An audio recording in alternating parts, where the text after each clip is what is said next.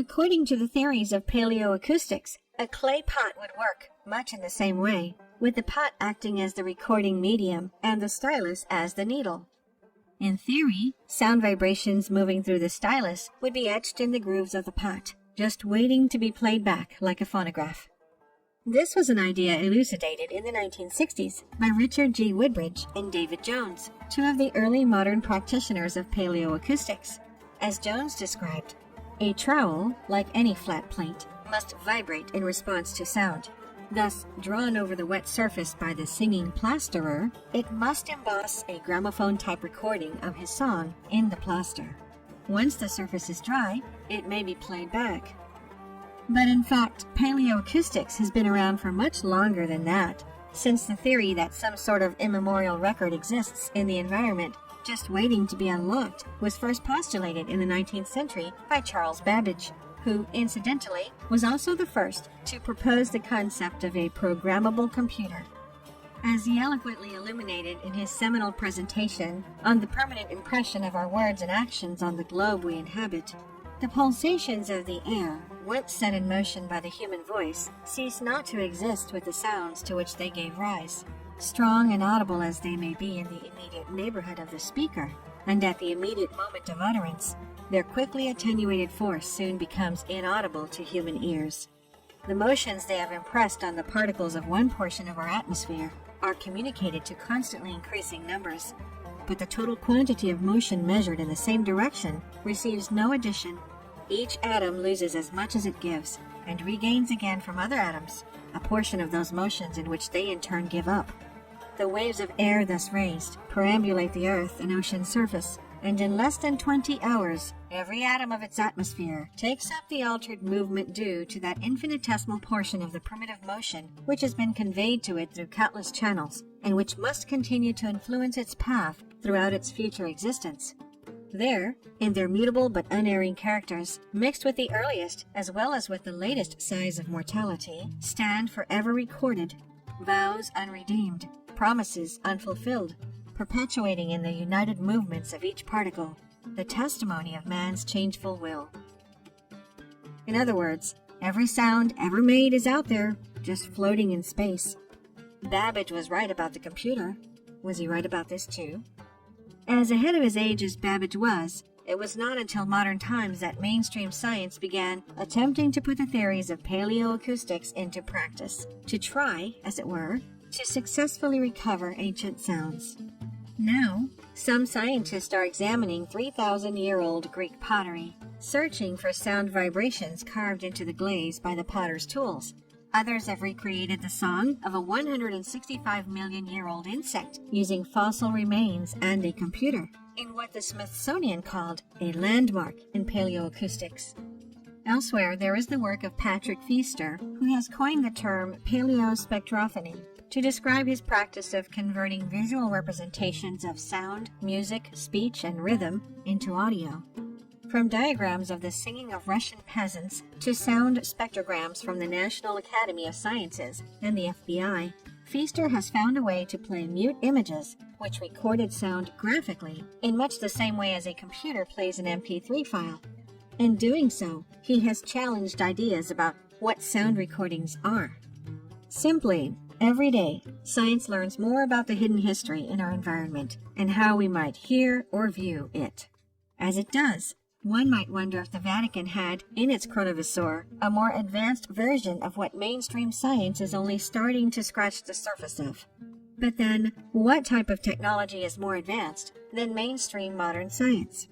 Of the team of 12 scientists alleged to have been assembled by Pellegrino Ernetti to construct the Vatican's Chronovisor, the names of only 2 have ever been released. But look closer at one of these 2 in particular, the infamous Werner von Braun. Von Braun was a Nazi scientist, one of the stars working on Hitler's Wunderwaffe projects.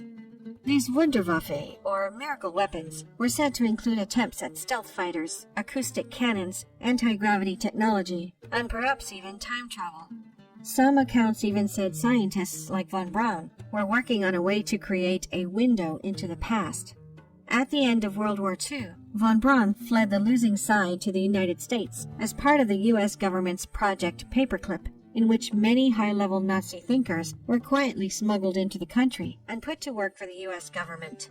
There, von Braun became an esteemed NASA scientist, the father of U.S. rocketry, and a key player in the space race. Is it possible that another project he continued to work on while in the United States was a window into the past? If it was, then von Braun would not have been the only employee of the U.S. government working on such a thing.